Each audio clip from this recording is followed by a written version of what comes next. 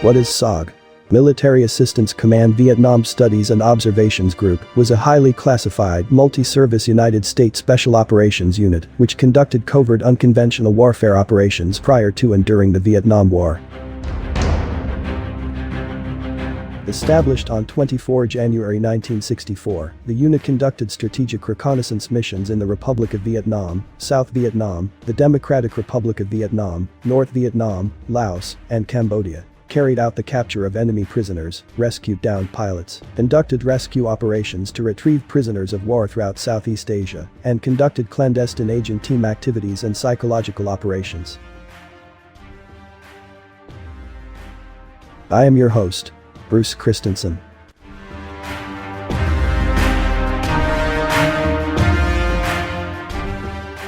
The history of SOG tells the stories of those who have fought valiantly to protect the liberty we hold most dear. The history of SOG has preserved and honors the legendary feats of our SOG soldiers. The history of SOG provides military history to today's soldiers, veterans of all conflicts, their families, and to the public at large. Our mission is to educate, inspire and engage our communities now and for generations to come.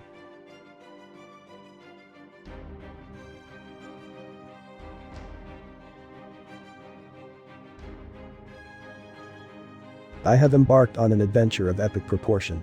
I have designed a new website, the History of Military Assistance Command Vietnam Studies and Observations Group. Within the contents of the site, I have documented all aspects of SOG from 1964 to 1972, including overall history of SOG, SOG chiefs, bases, mission, teams, virtual museum, individual stories, pictures, videos and so much more. There is also a store to promote SOG authors, books, and other SOG-related items. www.sogsite.com.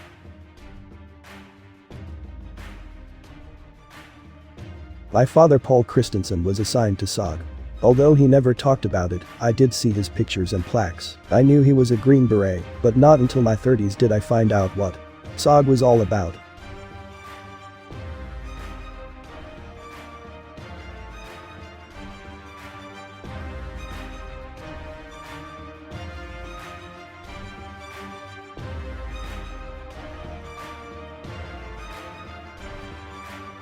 The website, blogs and videos are dedicated to all the SOG warriors and the supporting units, such as the air assets, maritime operations, MACV forces and all of the indigenous troops assigned to SOG.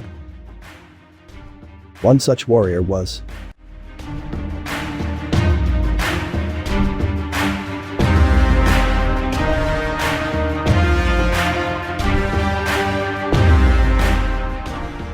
In order to know Paul Christensen, you need to look into his past, a warrior dedicated to his country and the men he served with.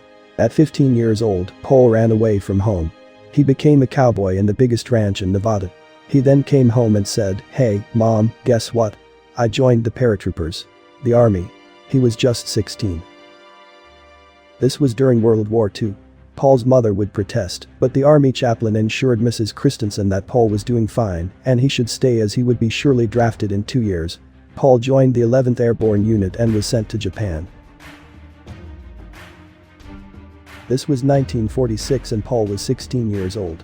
Japan was now occupied by the 7th Army under General MacArthur, Far East Command. Paul was assigned to various duties, including guarding Japanese prisoner Hideki Toho, the notorious Japanese warlord who had escalated World War II with China. He needed to be guarded as a war prisoner before the US hanged him. Paul would receive the World War II Victory Medal and Occupation of Japan Medal after the official ending of World War II. Paul was accepted to Officer Candidate School, Fort Campbell.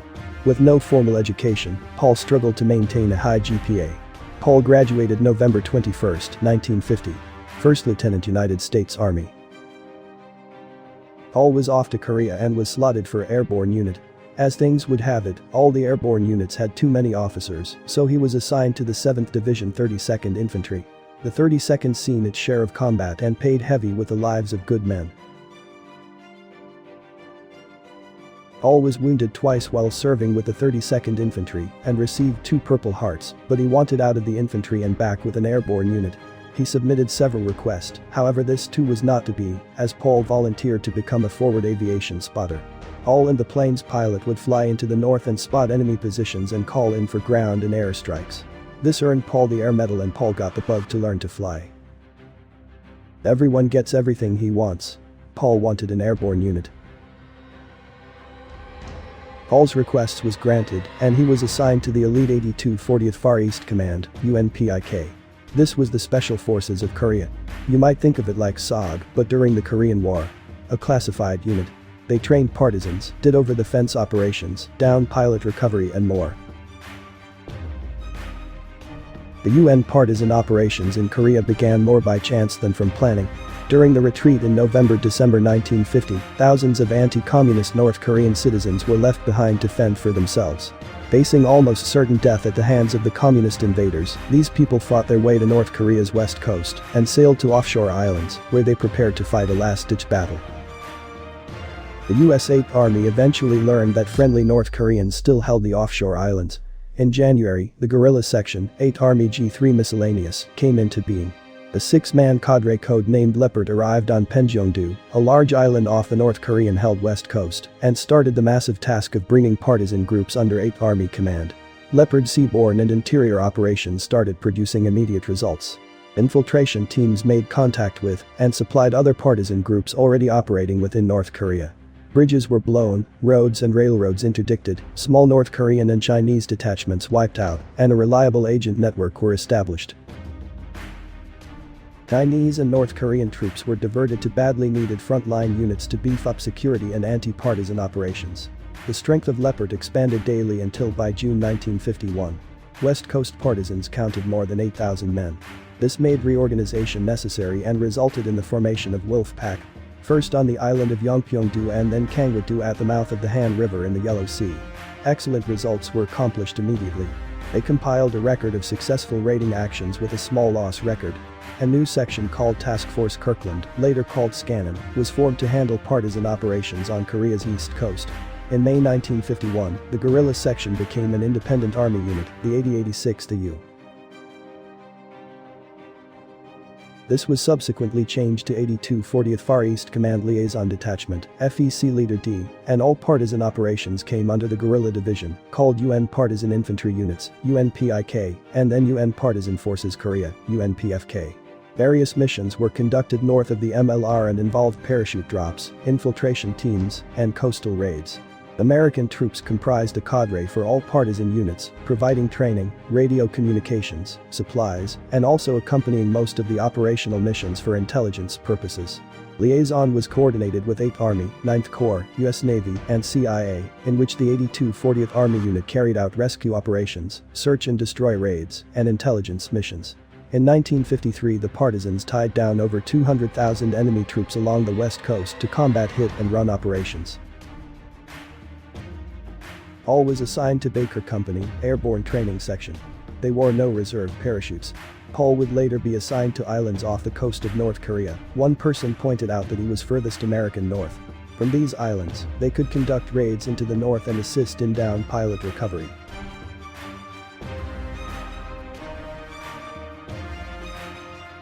In 1954, seeking more adventure, Paul relinquished his Army commission and joined the Air National Guard 188th FTR. Bomber Squad, pilot training 1st Lieutenant at Kirkland Air Base, New Mexico. Some have said, but never confirmed, Paul was being trained to fly so he could be dropped into North Korea to steal a MiG fighter. The younger pilots were awed at Paul's adventures in Korea. Paul, airborne, was the epitome during the Air Guard's physical training program. Because of hearing issues from 2 wounds he received in Korea, Paul would later give up his commission as well and rejoin the United States Army. Paul went to Vietnam, his first time with the 1st Special Forces Group, Green Berets, in 1962. In 1962, men of the SF were sent as advisors. The country was not as chaotic as the late 1960s and early 1970s. TDY tours were relatively good in the early 1960s. Paul's assignment was a medic, assisting the local population and SF personnel who needed attention. His best friend Gilbert C. Core, who was also a medic, was with Paul. They set up a medical clinic. Teeth and eye condition were the most concerning tasks with the Vietnamese adults. The other 1st Group personnel were training South Vietnamese troops, including the Mountain Commando School. Paul had many assignments while in Special Forces, but his 3 tours with SOG would prove to be the most rewarding. In 1965, Paul went back to Vietnam with SOG. He was assigned to S2 Intelligence and spent most of his time during his second tour in Saigon and his third and fourth with CCN at FOB 4 Da Nang and CCC FOB 2 Kon Tum. All had many brushes with death during his military career, but on this night death was all over. 16 SOG warriors were killed, the most in any Special Forces engagement in the history of Special Forces. This is the story was written by John S. Meyer, RT Idaho SOG. Marble Mountain was honeycombed with caves and trails. South along the China Sea, the beaches were flat. Abruptly, the two rugged peaks of Marble Mountain jutted up, and cradled between them was a pagoda, complete with monks who protested whenever US troops got too close to their holy temple but apparently didn't seem to mind having NVA or Viet Cong cadre around. In support of the conclusion that the NVA had infiltrated agents inside the camp is the fact that the NVA launched this attack when the number of soldiers within FOB 4 had swelled well beyond normal. There was an enlisted promotion board held the previous day, all of the FOB commanders, executive officers and their respective S3 and S2 officers held their monthly meetings earlier in the day. That, in addition to the fact the population had grown when the CCN headquarters was recently moved from downtown Da Nang to FOB 4, thus making it FOB 4 CCN. By the time the NVA sappers hit the camp, there had to be at least twice, maybe 3 times as many Special Forces troops in the camp as were normally assigned there, recalls Watkins, who was in his second tour with SOG, at that time out of FOB 1. And had appeared before the promotion earlier in the day. The spirit earlier that fateful day was typical of any promotion board gathering, Watkins said. There was a lot of drinking, a lot of partying and general hell-raising by the Special Forces troops. With any promotion board, the drinking was usually heavy because many soldiers hadn't seen each other for extended periods of time, and at these gatherings, they tended to make up for the months apart during one day's heavy drinking. Inside without a shot. As America's elite partied into the night, NVA sappers quietly prepared for their attack. One company dressed in white loincloths, with white headbands and a piece of white material attached to their AKs. The last company wore red. The NVA troops began infiltrating through the thin wire in the southeast corner of the camp. For months, locals who worked at FOB 4 returned home through the wire. On that night, the NVA marched right into camp, heavily armed and carrying satchel charges. Sometime after 1 in the morning all hell broke loose, said former Green Beret Sergeant Ronald D. Red Podlasky. At first, I thought we were taking incoming. What many thought were incoming rounds were satchel charges exploding throughout the compound. One company attacked the American recon huts which sat in 3 north-south rows on the eastern side of the camp. Another company of NVA knit the talk, destroying it and damaging the commo center. Other sappers hit the officers' quarters and transient barracks at the northwestern quadrant. Podlasky was a team leader in recon company at FOB 4 CCN. The NVA sappers with satchel charges went up to the front door and threw charges into each plywood hut, which housed 2 to 6 Green Berets. A medic who was staying with Podlasky that night later recounted. We were lucky. The front door on our hooch had an extra strong spring on it, so that the door was hard to open. When the sappers came to our hooch, they pulled open the door and threw the satchel charge. But the spring was so strong, the door closed so quickly that the charges bounced off the door and blew up the front steps. There was so much confusion and pandemonium the medic and Podlasky didn't realize what had happened outside. Hell, when we ran outside we didn't realize the steps had been blown away, so we fell ass overhead, Podlasky recalls. As Podlasky and the medic fell, an NVA sapper opened fire on full automatic, shooting high. He fired where he thought we were going to be running. If we hadn't fallen, he probably would have gotten us. Running recon and CCN we had plenty of close calls in the field, said Podlasky, who ran more than a dozen targets in Laos and Cambodia during his tour with SOG. But I remember hitting his sand and disbelieving that the closest call of all for M was right there in camp, in CCN, when that sapper opened up on us. Unbelievable. The South Vietnamese CCN recon team member killed the sapper as the indigenous troops rallied from their quarters. Watkins was asleep in the BOQ along the northern quadrant of the camp because the transient billets were packed with people who had gone before the promotion board earlier in the day. Like Podlasky, Watkins and several of the officers were awakened by the explosions. Watkins said. Thought we were taking incoming at first. Then, I realized we weren't taking incoming, and simultaneously, I regretted having given my Swedish K to a friend that night. All I had was my old Colt .45, which was in my flight survival vest. The NVA had knocked the air conditioners out of the wall and pushed several satchel charges into the building through the holes. As Watkins crawled down the hallway, several explosions ripped through the building. He rubbed his eyes in disbelief as he saw 2 officers looking out a nearby window. I told the officers to get down on the floor or they weren't long for this world. By then men in the camp began to put up flares, lighting the camp-turned-battlefield. At some point, an AC-130 Spectre gunship with 4 miniguns and 2 20 Mike cannons arrived over CCN. Spectre did a hell of a job, Watkins said. They dropped flares and caught some NVA in the wire, plus they were able to hit a couple of pockets of NVA in the camp. All who had been out drinking with his fellow Green Berets that night returned to his NCO barracks. He was asleep when he was blown off his bed when an NVA sapper threw in a satchel charge. Dazed and confused, Paul managed to get to his feet, however everything in his room was in a rubble pile. Paul could not find his weapon, but charged outside anyways. All hell was breaking loose. While he was assessing the area he seen a wounded Green Beret. Paul also noticed someone driving a jeep picking up the wounded. Paul picked up the wounded soldier and ran through a hail of bullet fire and put the wounded man on the jeep. Not knowing he was grazed by a round, NVA or friendly, hard to tell. All and an Indig soldier were able to get to some weapon and carry the fight to the NVA. Within the CCN compound, a young Vietnamese boy lived. SOG personnel called him Spike. Spike was the mascot of the camp. He was dressed in GI uniforms and lived among the men. The next morning after the attack, while going through the burned-out rubble, Spike came across this FOB4 plaque. He walked up to Paul, and with sadness in his eyes, shaking his head gave it to Paul. The holes in the plaque are from AK-47 or CAR-15 as well as bomb fragmentation. The burn marks are from the fires that erupted after the explosions. Paul wrote Gilbert C. Corps on the plaque. Gilbert was killed in the attack. Gilbert and Paul spent TDY in 1962-63 together in the early days of Vietnam. Both medics during that tour, they were best of friends. Paul's injuries would heal, and he received his third Purple Heart. However, this would not be his last. Paul was reassigned to FOB2 in the S2 shack. This was in 1969. During his stay there, his sleeping quarters was hit by an NVA rocket. Luckily, the rocket exploded outward and not into the hooch where Paul was sleeping. Paul was convinced they were after him.